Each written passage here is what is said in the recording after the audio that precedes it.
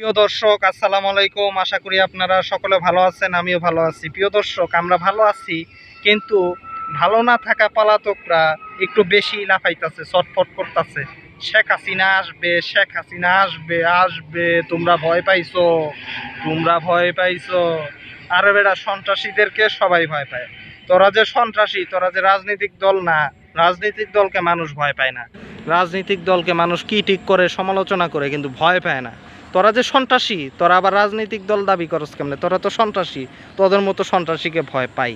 আর শেখ হাসিনা আসার আলাপ, শেখ হাসিনা জিন্দিগিতেও বাংলাদেশে আইব না। কেন আইব না? হয়তো বলবেন আপনি আলাপ করতেছেন কে? আলাপ করার বিষয় বিধেই তো করতেছি, কারণ আপনারা তো একটু বিনোদন নেন, আমি একটু বিনোদন পাইছি, সেই বিনোদনটাই আমি শেয়ার করি। শেখ হাসিনা আইব না কেন? শেখ হাসিনার পোলা সজীব ওয়াজেদ জয়, সেও বলছিল যে নির্বাচন ঘোষণা হওয়ার পরপরই আমার মা দেশে যাবে, নির্বাচন করবে। করে নাই, কিন্তু সজীব ওয়াজেদ জয়ের সেই কথা কিন্তু সঠিক হয় নাই, এবং নির্বাচনে কিন্তু শেখ হাসিনা আসে নাই। নির্বাচনের আজকে সরকারের প্রায় 4 থেকে 5 মাস কিংবা 6 মাস। তো সব কিছু মিলায় শেখ হাসিনা যদি নির্বাচনের সময় না আসে, ডিসেম্বর আইব, এটার কি নিশ্চয়তা?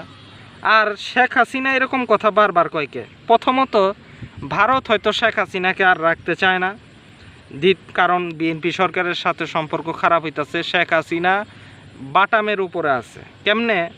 শেখ হাসিনা যখন চায়না সফরে কিছুই পাইল না, শেখ হাসিনা ফাফর দেখায় কিন্তু আপনার রাজাকার কইল, তারপরেই কিন্তু পতন। আবার আমেরিকায় জো বাইডেনের কাছে যখন কিছুই পাইল না, উল্টা জো বাইডেনের কাছে যখন ধমক খাইছে, তখন সেলফি তুইলা ফাফর নিছিল। শেখ হাসিনা হইছে সেই শিক্ষার্থী, স্কুলের যে শিক্ষার্থী পরীক্ষায় লিখতে পারে না, কিন্তু বাসায় এসে কয় ভালো পরীক্ষা দিছি, ভাব লয় ভাব। শেখ হাসিনা ভারতের রীতিমতো চাপে আছে, তাকে নরেন্দ্র মোদী ডাইরেক্ট ধমক দিছে যে দেশ থেকে বের হয়ে যা। আমাদের সাথে তো তারেক সরকারের কিংবা ইউনূস সরকারের সম্পর্ক তোর কারণেই তো উন্নত হয় নাই। ভারত তো এই জন্যই বাংলাদেশের সাথে সম্পর্ক উন্নয়ন করতে পারতেছে না। সুতরাং চলে যা, চলে যা। এই দুঃখে শেখ হাসিনা ফাফর নিতেছে, আমি বীরের বেশে দেশে আসবো। বীরের বেশে কি, ওরা ঘাট ধাক্কা দিয়ে ভারত নিজের স্বার্থে অলরেডি বাইর করে দেওয়ার ভিতর থেকে কাজ করতেছে, বুঝছেন? শেখ হাসিনা খাইতেছে থাপ্পড়, কিন্তু থাপ্পড় খায় আপনাদের সামনে হাইসা ভাব লইতেছে। এটা হচ্ছে প্রথম আলাপ। দ্বিতীয়, শেখ হাসিনা হচ্ছে সাইকো। ওই যে ইরানের একটা আছে রেজা পাহলভি, খামেনি মারা গেছে তখনও বলছে যে দেশে আমু, দেশে আসে নাই।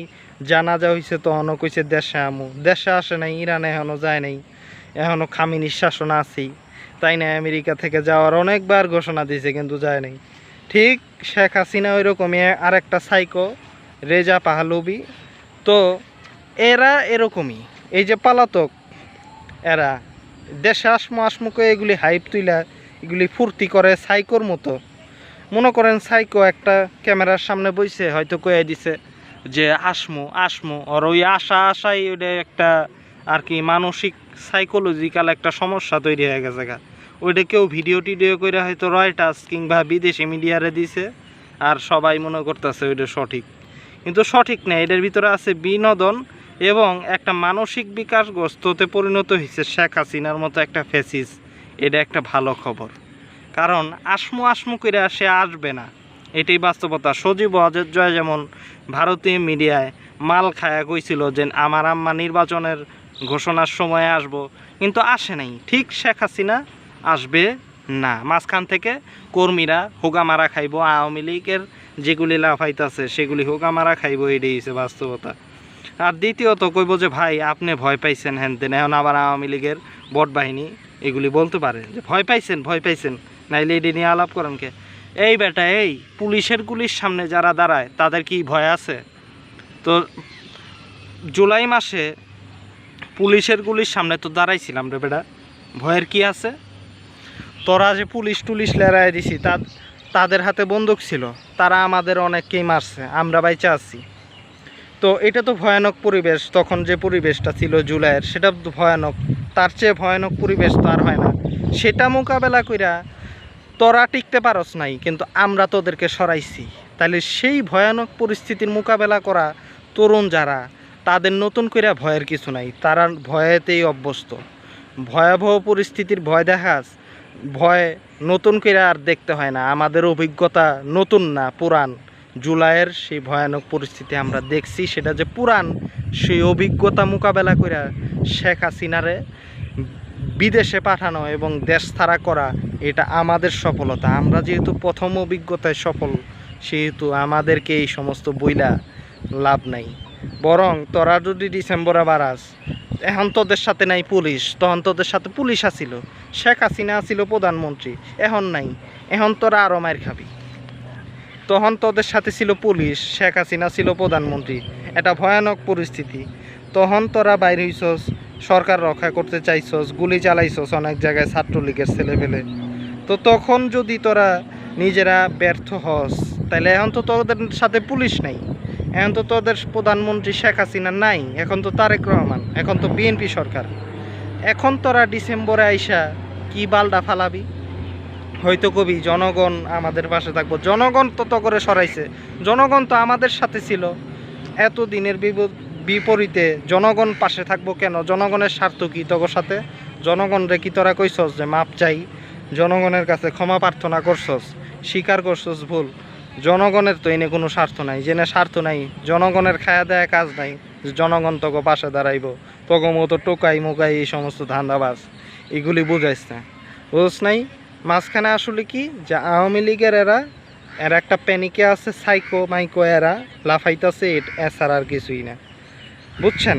তো এইগুলি হচ্ছে বাস্তবতা, এর বাইরে কিছুই হবে না ডিসেম্বরে। শেখ হাসিনা আসলে লড়াই আবার প্রয়োজনে হবে, কারণ মনে রাখতে হবে আমরাই যোদ্ধা।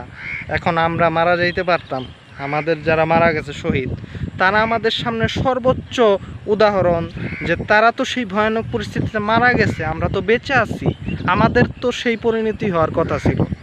তো এই পরিণতি হয়নি, ভালো কথা। যদি আবার সেই হিসেবে সামনে যদি লড়াই হয়, তারা যদি লড়াই করে শহীদ হইতে পারে, আমরাও শহীদ হব, বুঝছেন? এবং আমাদের আওয়ামী লীগ আমাদের টেনশনেই দেয়, বুঝোস নাই? আমাদের হাতিয়ার শহীদ হওয়ার হাতিয়ার, আর আমাদের পাওয়ারও কিছু নাই, হারানোরও কিছু নাই। কিন্তু তোরা টাকা কামাইছস, তগো এক একজন বিদেশে পইরা আছে, তগো অনেক সম্পদ আছে, তগো অনেক কিছু হারানোর প্রয়োজন আছে, তগো অনেক কিছু হারানোর অনেক কিছু আছে যেটা আমগো নাই। আবার আমগো পাওয়ারও কিছু নাই, কিন্তু তগো অনেক পাওয়ার লোভ, অনেক লোভ তগো।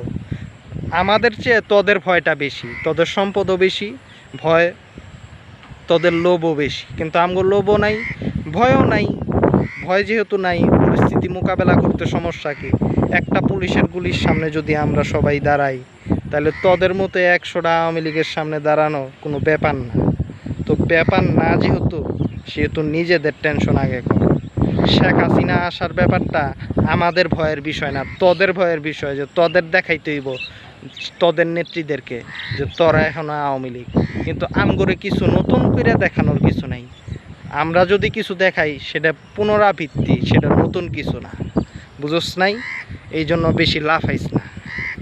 বাকি এইটুকুই আলোচনা যে শেখ হাসিনা নিজের স্বার্থে ফিরবে না, শেখ হাসিনাকে ফিরতে দেওয়া হবে না যতই বলুক। সাইকো বলছে, কিন্তু আশেপাশে তো সুস্থ মানুষ আছে যে ক্ষমতায় তো তারেক রহমান, শেখ হাসিনা তো ফাঁসির রায় হয়েছে, তো ফাঁসি তো দিবে।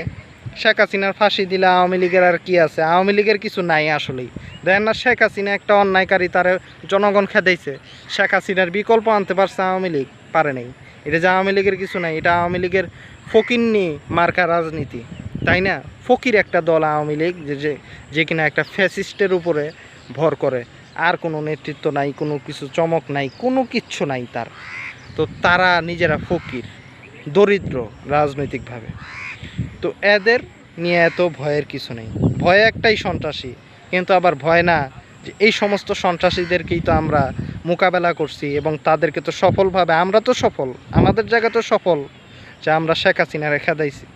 প্রথমবার যদি সফল হই পুলিশ সহ, দ্বিতীয়বার পুলিশ ছাড়া সফল হওয়া কোনো ব্যাপার না।